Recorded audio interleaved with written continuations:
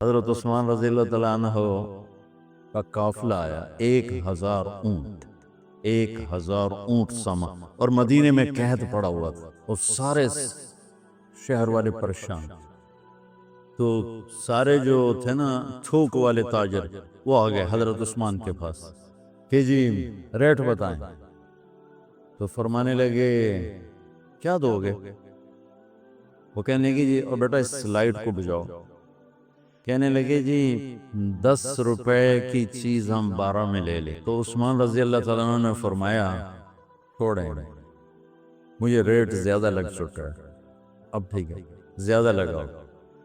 تو کہنے لگے اچھا چلیں 10 روپے کی چیز ہم آپ سے 14 میں لے لیں۔ حضرت عثمان کہنے نہیں تھوڑا ہے زیادہ کر، انہوں نے کہا اچھا ہم 10 روپے کی چیز 15 میں لے لیں گے، یہ ہماری آخری بولی ہے، اس سے اوپر نہیں۔ تو حضرت عثمان کہنے لگے نہیں تھوڑا ہے زیادہ کرو، مجھے زیادہ لگ چکا۔ تو کہنے لگے اے سارے مدینے دے سٹاکی تے بیٹھے ہوئے، تو تم کون زیادہ لا گئے؟ جنہوں نے جتنے تھوک کا کام کرنے والے ہو تو سارے بیٹھے ہوئے، تو تمہیں ساڑھے کو پہلے کون ریٹ لا گیا ہے بھئی اسی تمہیں 10 دے 15 دے رہے ہیں، تو یہاں جو نہیں زیادہ لگ گیا۔ تو حضرت عثمان کہنے لگے تم سے پہلے نا میرا اللہ آیا تھا اور وہ مجھے ریٹ لگا گیا ہے کہ عثمان یہ تو 10 روپے کی چیز 15 میں لے رہے ہیں، میں تیری 1 روپے کی 10 میں خریدوں گا۔ کہنے لگے ہم سمجھے نہیں۔ کہنے لگے تمہیں پتہ ہے نا مدینے میں آج کل تنگی ہے، قحط ہے، تو میں نے 1000 اونٹوں کا سارا سامان اللہ کے نام پہ صدقہ کر دیا۔ اچھا ہمارے تاجر کیا کرتے ہیں جب وہ دیکھتے ہیں بازار میں تنگی وہ میرے کو مال پہ ہے، پھر وہ فرعون بن جاتے ہیں اور منہ منگی قیمت لیتے ہیں، لوگوں کی پریشانیوں سے نفع اٹھاتے ہیں اور لوگوں کی مصیبت سے نفع اٹھاتے ہیں، اور بڑا دل جلتا ہے، کڑتا ہے۔ کوئی بیچارہ مسلمان بھائی مصیبت میں پڑ جائے، وہ گھر بیچنے پہ آ جاتا ہے، دکان بیچنے پہ آ جاتا ہے، تو 100 روپے کے گھر کے وہ 40 روپے لگاتا ہے۔ میں مال ٹاؤن ٹھہرا ہوا تھا تو سیر کے لیے نکلا، تو میرے ساتھ ایک ریل اسٹیٹ کا تاجر بھی تھا، اسی کے گھر ٹھہرا ہوا تھا، تو ایک گھر کے قریب سے گزرے تو کہنے لگے مولانا یہ گھر ہے 8 کنال کا ہے، 24 کروڑ ہے اس کی قیمت، 24، لیکن ابھی اس کی 16 سے زیادہ کوئی نہیں لگ رہی۔ میں نے کہا کیوں؟ کہا یہ اس کو بہت بڑا گھاٹا پڑ گیا ہے، تو اس مشکل میں آ کر یہ بیچ رہا ہے کہ میرے قرضے اتر جائیں اور کچھ میرا کام چل پڑے۔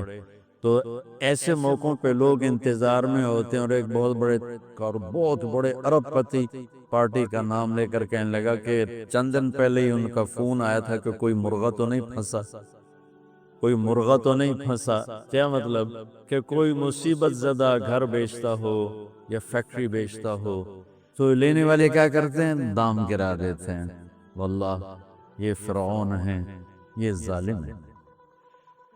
میں نے کہا اگر میرے پاس پیسے ہوتے میں اس کا 24 کروڑ کا جو ہے نا میں 30 کروڑ میں خریدتا، کہ 24 کروڑ سے قرضہ اتارتا اور اوپر کا 6 کروڑ ہی اپنے کام میں لاتا۔ دانت ہے اس لالچ پر کہ میں مسلمان بھائی کو مصیبت میں دیکھوں اور پھر اس کا ساتھی بننے کی بجائے اور اس پر مصیبت ڈالوں۔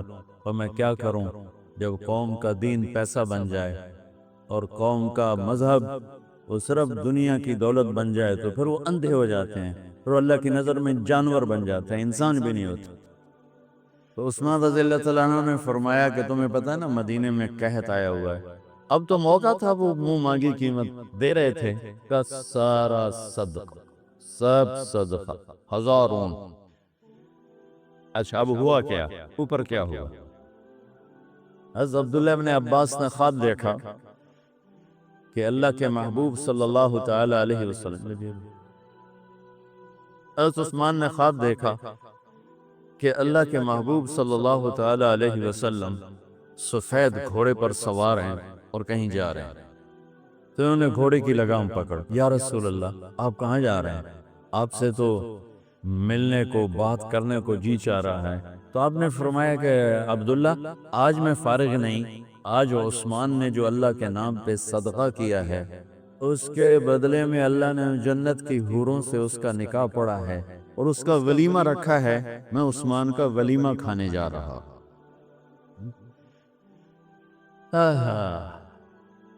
تو اب آیت اتری من جاء بالحسنۃ فلہ عشر امثالھا، ایک پہ 10 گنا. تو میرے نبی کہتے اللہ بہت ہے. آپ نے کہا نہیں یا اللہ تھوڑا ہے، زیادہ فرما. رب زد امتی. تو میرے اللہ نے دوسری آیت اتاری من ذا الذی یقرض اللہ قرضا حسنا فیضاعف له اضعافا کثیرا، کون ہے مجھے قرضہ دے میں کئی گنا کر کے واپس کروں. ٹھیک ہے میرے محبوب، نہیں یا اللہ زد امتی، تھوڑا اور زیادہ فرما. اللہ نے کہا اچھا چل. مثل الذین ينفقون اموالهم في سبيل الله كمثل حبة انبتت 7 سنابل في كل سنبلة 100 حبة والله يضاعف لمن يشاء والله واسع علیم. اچھا میرے محبوب، آپ کی امت کی ایک پر 700. تو آپ کہتے واہ واہ واہ واہ، تگلی بن گئی. ایک پہ 700، کوئی ہے کائنات میں ایسا کاروبار کہ روپے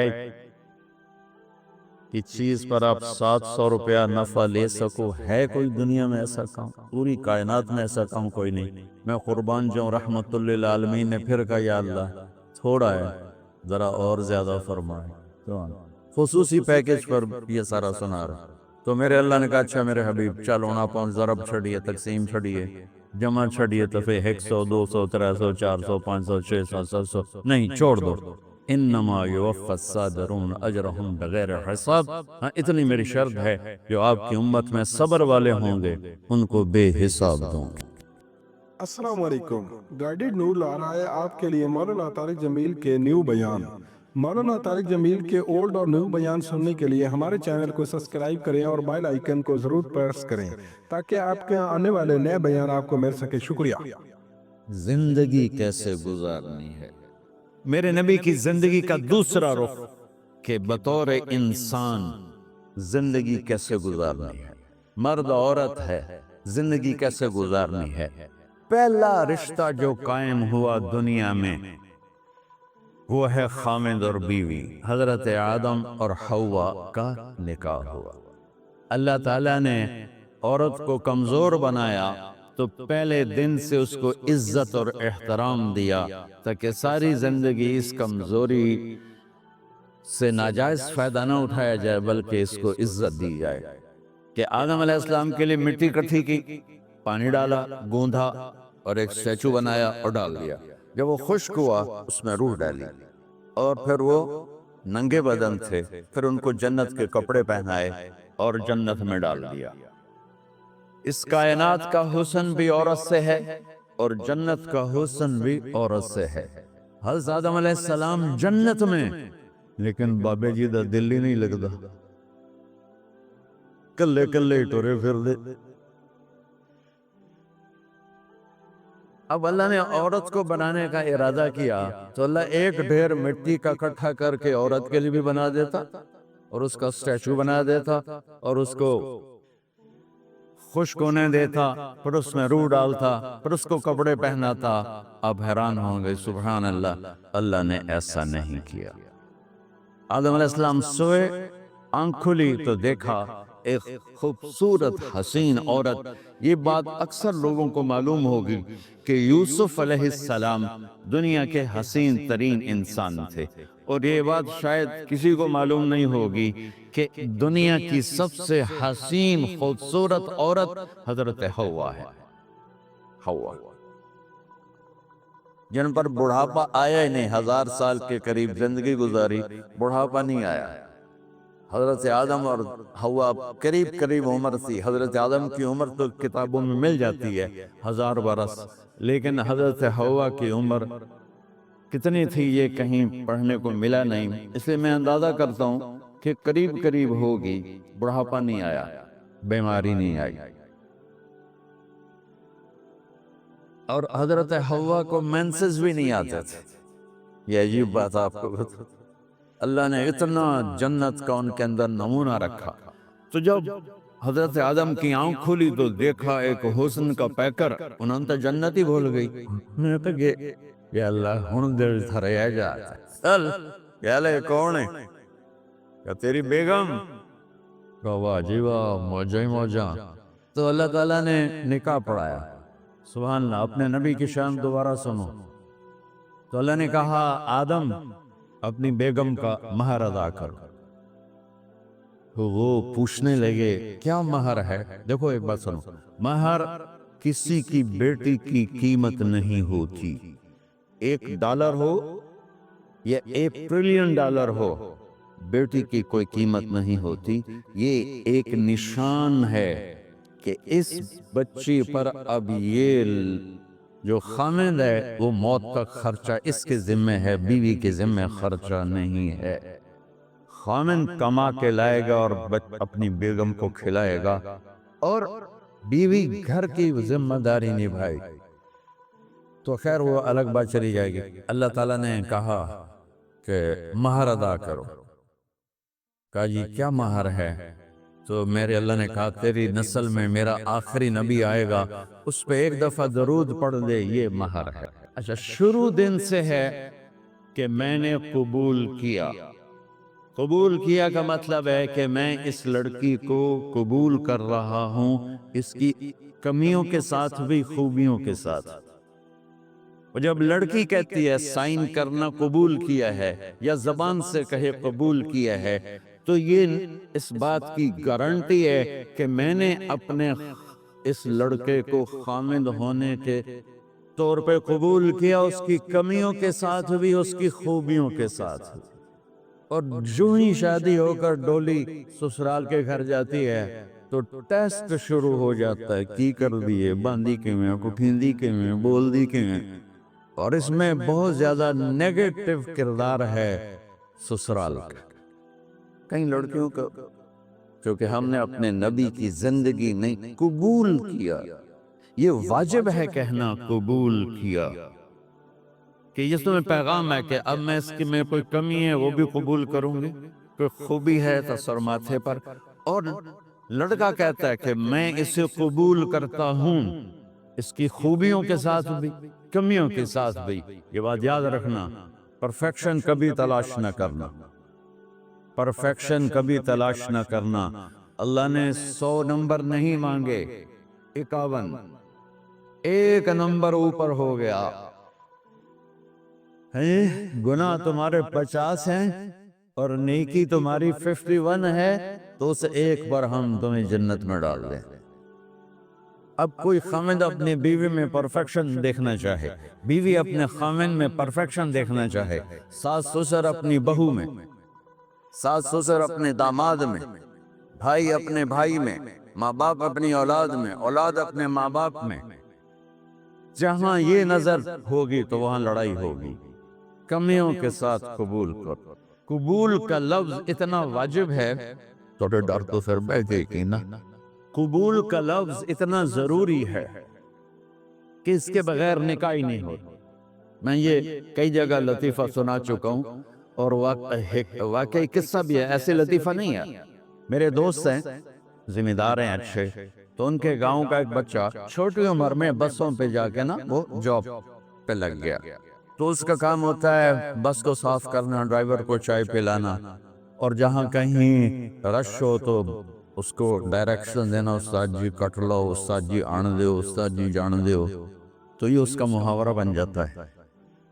اب اس کا نکاح ہوا تو مولانا صاحب نے کہا عبد الرحمن، میں فرضی نام لے رہا ہوں، نام مجھے اس کا یاد نہیں، عبد الرحمن زینب بنت اسلم نو تیرے نکاح دیتا 500 مہر تو قبول کیتا؟ تھوڑی دیر سوچ کے کہندا جی آن دیو. اس نے ساری زندگی آن دیو ہی سیکھا تھا. تو اس کے بھائی نے اس کو نہیں ماری تو کہنے لگا جی جان دیو. مولانا صاحب نے کہا آن دیو جان دیو نرکا میں نہیں بیٹھنا، تو آگے میں قبول کیتا. یہ بھی صحیح واقعہ سنا رہا ہوں. ایک نوجوان نے بیوی کو 3 طلاق دے دی کٹھی. اب ہو گیا پریشان، مولانا صاحب کے پاس گیا، کوئی میرے جیسا ہوگا. مولانا صاحب 3 طلاق دے بیٹھا، کوئی مسئلہ کا حرام، کہ جی کوئی رستہ حرام، کوئی گنجائش حرام. اس نے جیب سے موٹا سا لفافہ نکالا اور مولانا کے جا نماز کے نیچے ڈال دیا. کہ مولانا صاحب کوئی گنجائش کہ ہوں تو سوچنا ہی پوے کی آکھیا یہ تو اپنی بیگم نے. اس آکھیا جی میں آکھیا ہی 3 طلاق، مبارک ہوئے طلاق نہیں ہوئی. میں کہا جی او کیوں؟ اکھے او جڑا اطلاق عربی دا لفظ اس سے چکھنا پمدا ہے طلاق. یہ آپ کو صحیح واقعہ سنا رہا ہوں. تو تم نے تو چھوٹے کاف کے ساتھ کہا ہے طلاق. او کاف کا کتے آلہ ہے موجاں کر ایک لفافہ ہو راوے تو چاہے ساری زندگی دا حلال کر دے. لفظ قبول اتنا ضروری ہے. تو میرے نبی نے 11 شادیاں کی. اللہ کی قسم شوق کی نہیں تھی. ما تزوجت وما زوجت الا بوحی من السماء نزل به جبریل. کہ لوگوں سن لو میری بات غور سے، مجھے عورت کی کوئی رغبت نہیں ہے. میں نے جہاں شادی کی، جہاں بیٹی کی شادی کی، پہلے اللہ نے آسمان سے جبریل بھیج کے حکم دیا، پھر میں نے قدم اٹھایا. تو پہلا رشتہ خاوند اور بیوی ہے جو اس کائنات میں جڑتا ہے. یہ دنیا کا سارے رشتوں میں نمبر 1 رشتہ ہے، سب سے خوبصورت رشتہ ہے، سب سے اہم رشتہ ہے، سب سے بڑا رشتہ ہے. والدین کے لیے چند آیات ہیں، اولاد کے لیے چند آیات ہیں، بہن بھائیوں کے لیے چند آیات ہیں، خاوند اور بیوی کے لیے سینکڑوں آیات ہیں، سینکڑوں.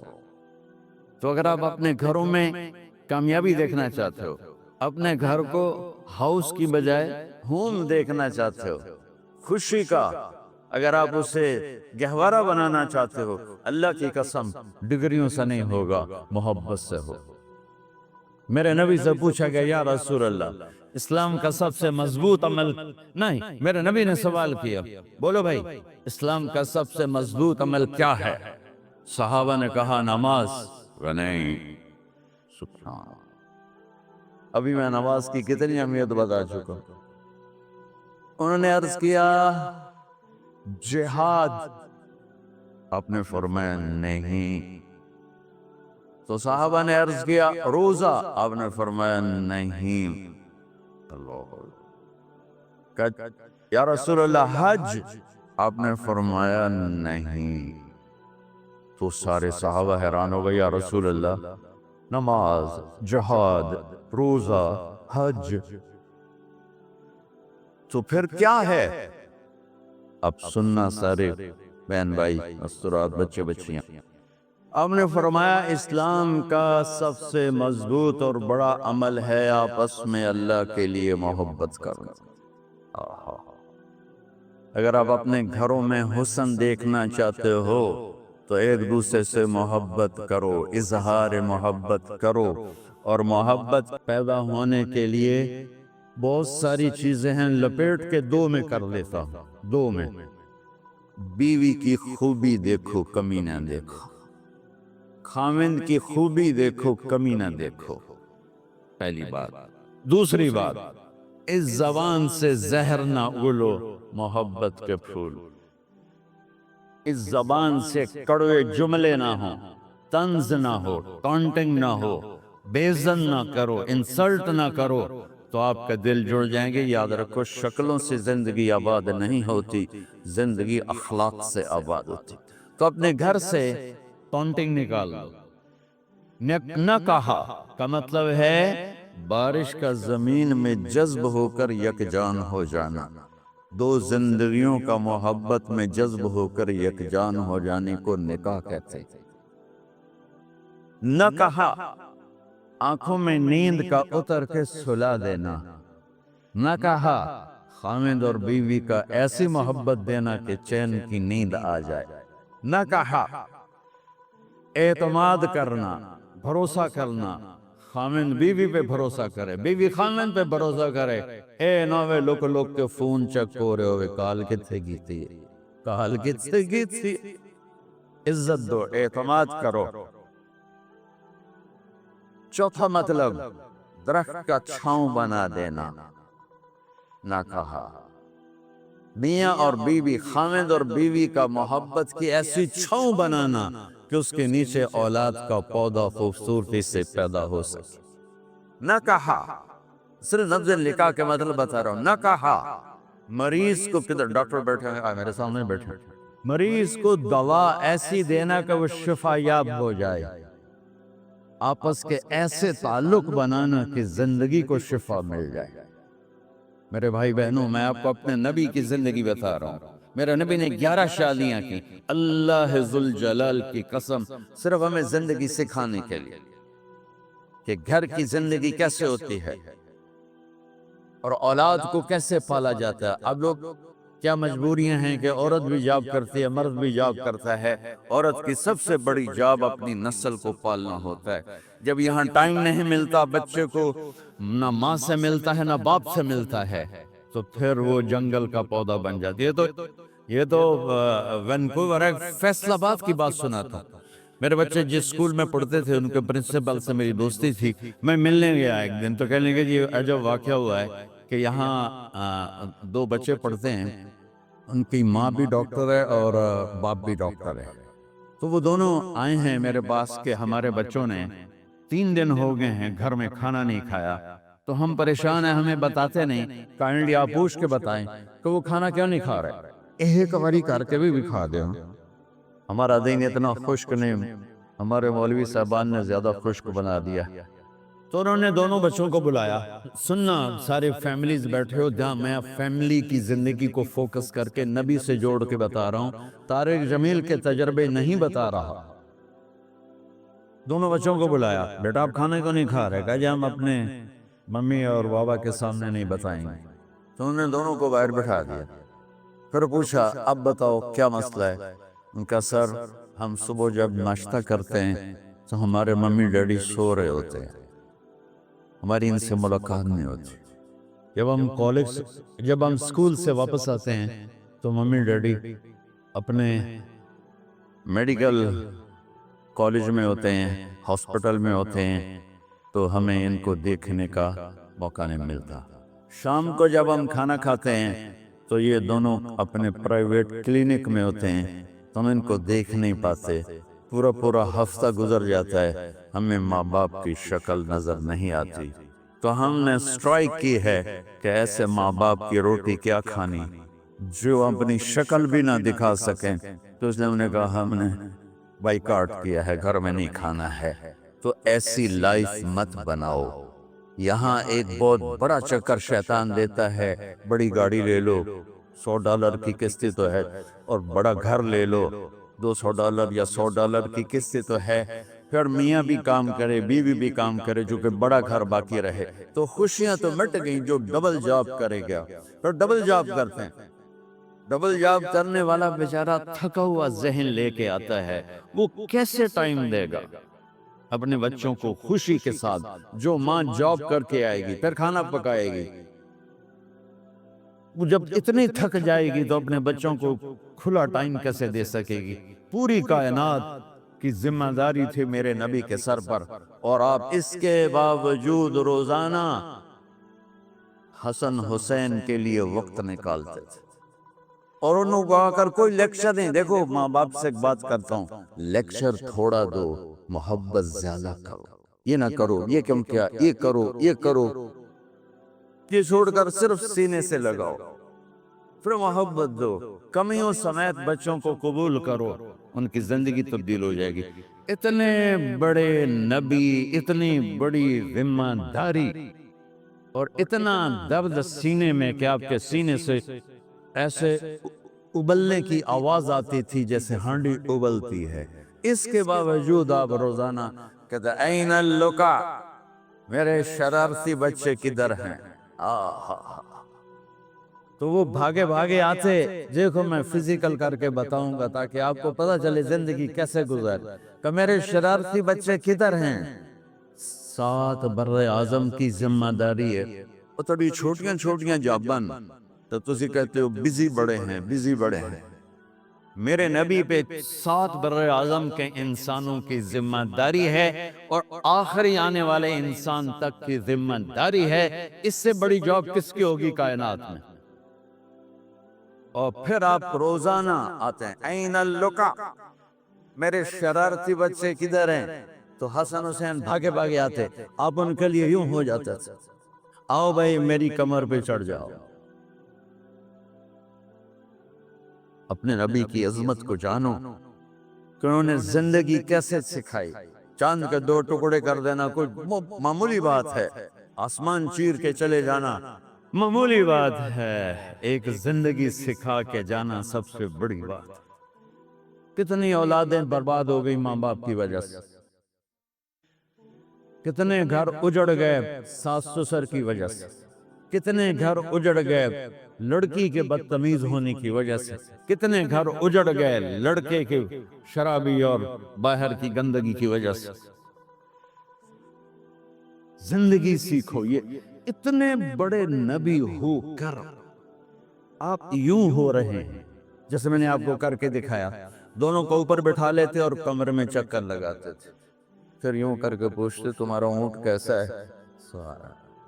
پھر دونوں کو اتار لیتے اور اپنی بیٹ نواسی زینب، جن کو حضرت علی کی وراثت ملی، کس کی؟ علم کی، فصاحت اور بلاغت، ان کو کمر پہ بیٹھا لیتے اور اکیلی زینب کو پورے گھر میں چکر لگواتے تھے۔ لقد جاءكم رسول من انفسكم عزيز عليه ما عنتم حريص عليكم بالمؤمنين رؤوف رحيم فإن تولوا فقل حسبي الله لا إله إلا هو عليه توكلت وهو رب العرش العظيم۔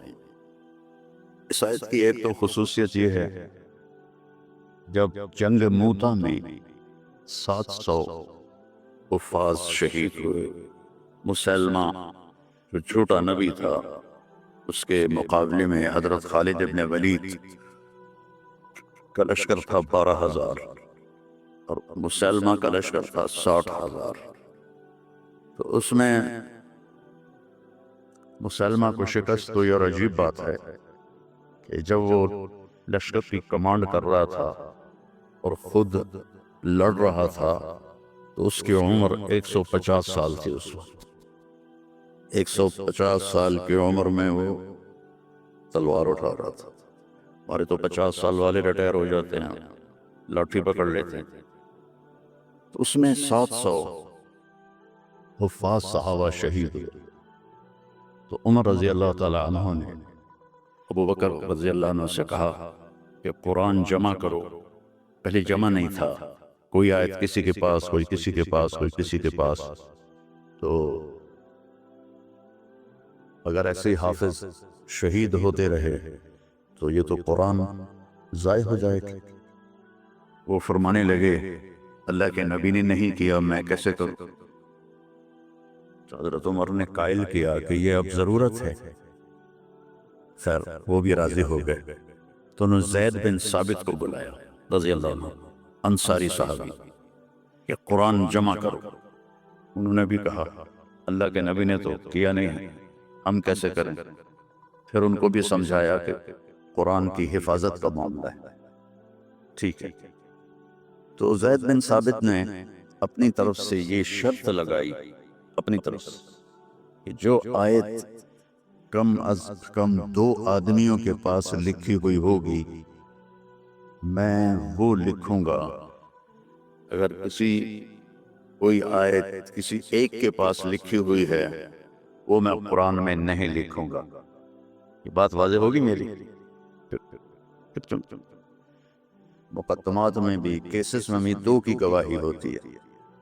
انہوں نے یہ اپنی طرف سے طے کیا کہ 2 آدمیوں کے پاس ہونی چاہیے آیت۔ اس آیت کو جب ڈھونڈنے لگے تو وہ صرف ایک آدمی کے پاس تھی، حضرت خزیمہ بن ثابت رضی اللہ عنہ۔ تو انہوں نے اور تلاش کیا، کسی کے پاس بھی نہیں تھی، صرف حضرت خزیمہ کے پاس تھی۔ تو زید رضی اللہ تعالیٰ عنہ نے انکار کر لیا کہ میں اس کو قرآن میں شامل نہیں کروں۔ تو وہ فرمانے لگے کہ تمہیں معلوم نہیں میری گواہی 2 کے برابر ہے۔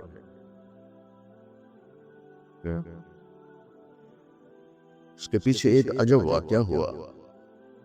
اللہ کے نبی جہاد کے سفر سے واپس آ رہی تو ایک دیہاتی کی اونٹنی آپ کو پسند آ گئی۔ آپ نے فرمایا بیچو گے؟ اس نے کہا جی بیچوں گا. کتنے لوگ ہیں؟ جی اتنے لوں گا. حدیث پاک میں اس کا ادب وہ نہیں ہے. تو آپ نے کہا مدینے چل کے پیسے دے دوں گا. اس نے کہا ٹھیک ہے. آپ آگے نکل گئے. پیچھے سے صحابہ پہنچے تو ہر ایک کو وہ اونٹنی پسند آئی. تو انہوں نے اس کو کہنا شروع کیا بیچو گے اتنے پیسے دیں گے. وہ اللہ کے نبی نے جو پیسے لگائے تھے اس سے زیادہ کہنے لگے. تو ان کی نیت خراب ہو گئی. انہوں نے کہا یا رسول اللہ مجھے اب پیسے دو اور اپنی اونٹنی لو. تو ہم نے کہا بھائی تیرا میرا آپس میں باقاعدہ معاہدہ ہوا تھا کہ میں تمہیں پیسے مدینے میں دوں گا اور اونٹنی لے لوں گا. کہ نہیں کوئی نہیں ہے. یا آپ ابھی پیسے دیں اور اونٹنی لیں یا میں آگے بیچتا ہوں. تو آپ نے فرمایا بھائی تم اپنا وعدہ تو یاد کر. کہنے لگا کوئی گواہ پیش کریں. کون تھا؟ گواہ تو کوئی بھی نہیں تھا اس وقت, صرف آپ دو ہی تھے. تو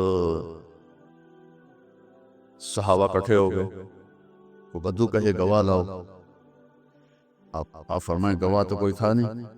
تو صحابہ اس کو پورا بھلا کہنے لگے کہ تو اللہ کے نبی کو چھٹاتا ہے.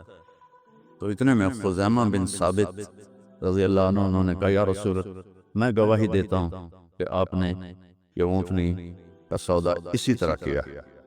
تو آپ نے فرمایا تو تھا ہی نہیں, تو کیسے گواہی دیتا ہے؟ یا رسول اللہ آپ آسمان کی خبریں بتاتے ہیں اور ہم کہتے ہیں سچ ہے, تو یہ اونٹنی کی خبر کو سچ نہیں مانیں گے.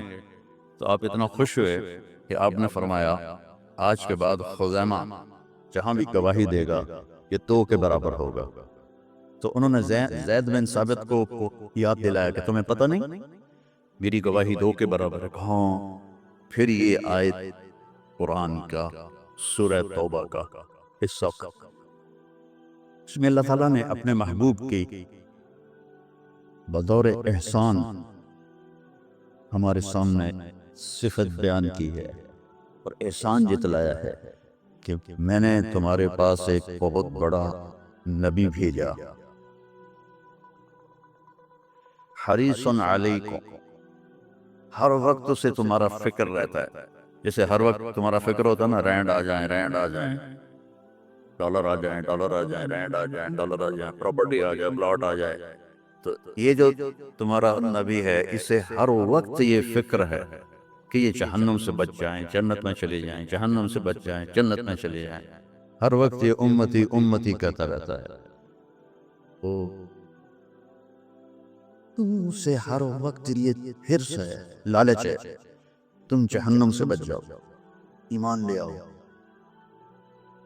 پھر آگے ایک اچھی باپ کی صفت پیاری ہے بالمؤمنین رؤوف الرحیم. رؤوف اور رحیم اللہ کے 2 صفاتی نام ہیں. الرؤوف الرحیم یہ اللہ کے 2 صفاتی نام ہیں. اللہ نے کسی نبی کو اپنی 2 صفتوں کے ساتھ نہیں پکارا. ہمارے نبی کے بارے میں فرمایا بالمؤمنین رؤوف. رؤوف ہوتا ہے نرم, بہت نرم ہے تمہارے لیے. رحیم بہت مہربان ہے ہمارے لیے. ایک واقعہ سناتا ہوں. ایک صحابی آیا یا رسول اللہ مجھ سے بڑی خطا ہو گئی. آپ نے فرمایا کیا ہو؟ کہا میں روزے میں تھا, میں اپنی بیوی کے پاس چلا گیا. روزہ رمضان کا تھا. تو آپ نے فرمایا غلام آزاد کر, اس کی جو ہے جزا غلام آزاد کر. کہا جی میں غریب آدمی ہوں, میں غلام کہاں سے آزاد کروں, میرے پاس تو دمڑی بھی کوئی نہیں. تو آپ نے فرمایا پھر 60 روزے رکھ. وہ کہنے لگا ایک روزے چند چاڑیا ہے تو 60 روزوں میں کیا کروں گا, ایک روزے میں یہ کیا ہے تو 60 روزوں میں کیا کروں گا. یہ بھی نہیں ہوگا. آپ نے کہا کہ 60 غریبوں کو کھانا کھلا. کہنے لگا میں خود غریب ہوں، میں کس کو کھانا کھلاؤں؟ آپ نے کہا بیٹھ جا. بیٹھ گیا.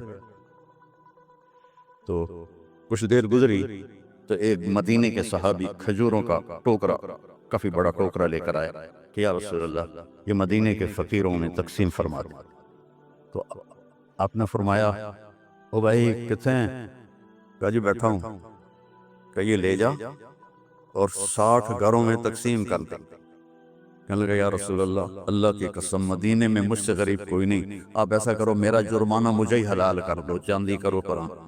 تو آپ اتنا ہنسے کہ چلو جاؤ تیرے لیے حلال ہے، کسی اور کے لیے یہ نہیں ہوگا. رؤوف رحیم. فرماتے ہیں میرے نبی کہ جب میں نماز پڑھا رہا ہوتا ہوں تو جیسے ایسے مستورات آئی ہیں تو مستورات پیچھے پڑتی تھی، تو جب مجھے کسی بچے کے رونے کی آواز آتی ہے تو میں تلاوت کو چھوٹا کر لیتا ہوں اور جلدی رکوع سجدہ کر کے سلام پھیرتا ہوں کہ بچے کے رونے کی آواز مجھے برداشت نہیں ہوتی. سبحان اللہ. تو لقد جاءکم رسول من انفسکم، تمہارے فیملی سے میں نے اس کو چنا ہے، اس جیسا خاندانی کوئی ہے تو دکھاؤ. پھر آپ نے فرمایا اللہ تعالیٰ نے ساری دنیا کو دیکھا، حضرت آدم کی نسل کو، ارواح کو، تو عربوں کو الگ کیا. پھر عربوں پر اللہ نے چھلنی ڈالی تو اس میں سے مضر کی اولاد کو الگ کیا. پھر مضر پہ چھلنی ڈالی تو اس میں سے اللہ تعالیٰ نے قریش کو الگ کیا. پھر قریش پہ چھلنی ڈالی اس میں سے ہاشم کو الگ کیا. پھر ہاشم پہ چھلنی ڈالی تو آپ نے فرمایا پھر اللہ نے ہاشم کی اولاد میں مجھے چنا، میں سب سے عالی نسب ہوں، سب سے عالی خاندان ہوں، من انفسکم. اچھا میں موریتانیہ گیا، عرب ملک ہے افریقہ میں. ہاں میں تو افریقہ ہی بیٹھا ہوں نا، جو یاد ہی نہیں. تو غریب ملک ہے، مالکی مذہب ہے. وہ اس آیت کو پڑھتے ہیں لقد جاءکم رسول من انفسکم، فا کے اوپر زبر پڑھتے ہیں، ہم فا کے اوپر پیش پڑھتے ہیں. من انفسکم، من انفسکم. اور کئی قرآن میں الفاظ ایسے ہیں کہ چونکہ اس کی 7 قراتیں ہیں تو پھر مجھے اس کا مطلب دوسرا سمجھ میں آیا. انفسکم تو ہے خاندان کی عزت اور اونچائی اور بلند. ایک دفعہ حضرت معاویہ سے کسی نے پوچھا بنو امیہ اور بنو ہاشم میں کیا فرق ہے؟ کہنے لگے ہم شریف لوگ تھے اور ہاشم شریفوں کا سردار تھا. پھر ہم شریف لوگ تھے اور عبد المطلب شریفوں کا سردار تھا. پھر ہم شریف لوگ تھے اور ابو طالب شریفوں کے سردار تھے. پھر آ گیا محمد مصطفیٰ تو ساری شرافتیں لے گئے، وہ ہمارے پاس تو بس وہ ہی رہ گیا. من انفسکم اب ہے من انفسکم. انفس کہتے ہیں نفیس کو، خوبصورت کو. جیسے آپ یہ بہت نفیس چیز ہے بولتے ہو کہ نہیں، یہ بہت نفیس چیز ہے، یعنی وہ بڑی نازک بھی ہو خوبصورت بھی ہو تو اس کو نفیس کہتے ہیں. من انفسکم میں آپ کے حسن و جمال کی طرف اشارہ ہے کہ میں نے ایک رسول بھیجا ہے. عربوں کا رنگ سانولا ہوتا ہے، عربوں کا رنگ ایز اے ہول یا کالا ہوتا ہے یا سانولا یعنی بلیکش، فیر نہیں ہوتا، بہت کم بہت کم. اس لیے ابو لہب کا نام عبد العزیٰ ہے لیکن وہ گورا پیدا ہوا تو اس کا نام بن گیا ابو لہب، انگارا، اسے انگارا سرخ ہوتا ہے. تو عرب کا جو رنگ ہے ایز اے ہول بلیکش ہوتا ہے یا کالا ہوتا ہے، جیسے آپ کے یہاں ہیں افریقی بھائی. اللہ تعالیٰ نے آپ کو جو پیدا کیا من انفسکم. حضرت آمنہ فرماتی ہیں 9 مہینے میں مجھے آپ کے حمل کا نہ کوئی احساس ہوا، نہ پتہ چلا، نہ کوئی دردیں ہوئیں. جب پیدا ہوئے تو کوئی درد نہیں لگا، کوئی درد نہیں لگا. اور جب آپ پیدا ہوئے تو ماں کے پیٹ سے جو بہت ساری چیزیں نکلتی ہیں ایک قطرہ باہر نہیں نکلا، اور جب آپ پیدا ہوئے تو بچے کے اوپر بہت سارا کیچڑ ہوتا ہے، اس کو پھر نہلاتے ہیں، آپ صاف ستھرے پیدا ہوئے، بالکل صاف۔ پھر بچے کی یہ ناف اور ماں کی جو آنت ہوتی ہے وہ ملی ہوتی ہے، اس کو باہر کاٹتے ہیں، آپ اپنی ناف الگ کے ساتھ پیدا ہوئے، کاٹی نہیں گئی۔ پھر ختنہ ہوتا ہے، آپ کا ختنہ ماں کے پیٹ سے ہوا تھا، آپ ختنے کے ساتھ پیدا ہوئے، آپ کی ناف ماں کی آنت سے کٹی ہوئی تھی، اور بچہ پیدا ہوتا ہے تو وہ گندگی سی پھیلتی ہے، جب آپ پیدا ہوئے تو خوشبو پھیل گئی، پورے کمرے میں خوشبو پھیل گئی۔ تو اب وہ آپ کی جو دائی تھی وہ حیران ہو کے دیکھ رہی تھی کہ یہ کیسا بچہ ہے، تو اسی حیرت میں ان کو حضرت آمنہ کے پہلو میں لیٹایا۔ یہ بچہ کتنی عمر کا ہے؟ 15 منٹ، 20 منٹ، آدھا گھنٹہ۔ تو آپ ایسے لیٹے ہوئے ہیں، ایک دم کروٹ بدلی، جیسے مضبوط آدمی کروٹ بدلتا ہے، اور ہاتھ یہاں رکھے اور یوں سجدے میں چلے گئے، جیسے بڑے سجدہ کرتے ہیں، لیٹنے یا نہیں، گھٹنے اٹھائے، ہاتھ اٹھائے، اور اس طرح سجدہ کیا آپ نے، اور لمبا سجدہ، اور اس کے بعد آپ نے سجدے سے یوں سر اٹھایا، دونوں ہاتھ سیدھے کیے۔ بچہ تو ہل بھی نہیں سکتا، یہ کیا کر رہا ہے؟ یوں کیے اور سینے کو یہاں کیا، اور پھر اس ہاتھ کو اوپر کیا اور اپنا سر بھی اوپر کیا، اور انگلی کو ایسے آسمان کی طرف اٹھایا۔ کیا پیغام دیا؟ نماز لے کے آیا ہوں، افریقہ میں آگے چھوڑ نہ جانا، بینڈ کے پیچھے بھاگتے بھاگتے رینڈ نہ بن جانا۔ پنجابی والے سمجھتے ہوں گے رینڈ کسے کہتے ہیں، جوں کو رینڈ کہتے ہیں۔ تو ایسا سجدہ کیا، جب آپ نے یوں کیا تو سارا نور ہی نور پھیل گیا، اور اس کے بعد آپ پھر وہی بچے کے بچے، تو وہ ڈر گئی، دونوں، دائی بھی ڈر گئی، اماں بھی ڈر گئی، تو انہوں نے اٹھا کر ان کو گود میں لے لیا۔ ایک دم گھر کی چھت پھٹی اور اس سے ایک بادل لایا، تو وہ بادل اتنا گہرا تھا کہ آپ اس کے اندر چھپ گئے۔ یہ ماں کی آنکھیں اور یہ بچہ، لیکن نظر نہیں آ رہا۔ فوگ جیسے ہوتی ہے نا سردیوں میں، آپ کے یہاں ہوتی ہے سردیوں میں، ہمارے یہاں بہت زیادہ ہوتی ہے، تو وہ بچہ نظر نہیں آ رہا ہے۔ تو اس فوگ کے اندر سے آواز آئی، طوفوا بہ مشارق الارض و مغاربہا، اس بچے کو دنیا پھرا دو، لیعرفوا باسمہ و نعتہ و صورتہ، ساری دنیا کو بتا دو یہ ہے جس کے پیچھے چلو گے تو کامیابی ہے، ورنہ جانور میں اور تم میں کوئی فرق نہیں ہوگا، یہی ہے جو تمہیں اللہ سے ملانے آیا ہے۔ اور پھر ایک عجب آواز آئی کہ اس کو آدم کے اخلاق دو، شیش کی معرفت دو، اسے ابراہیم کی قربانی دو، اسے عیسیٰ کی شجاعت دو،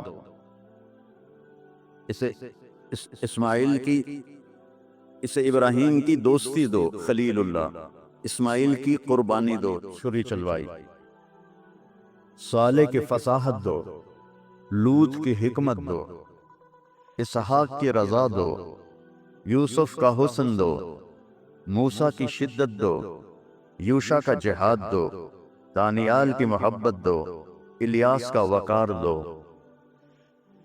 داؤد کی شیریں زبان دو، عیسیٰ کا زہد دو، وَأَغْمِسُوهُ فِي أَخْلَاقِ النَّبِيِّينَ، اور جو کچھ ہم نے نبیوں کو دیا سب کچھ اس کو دے دو۔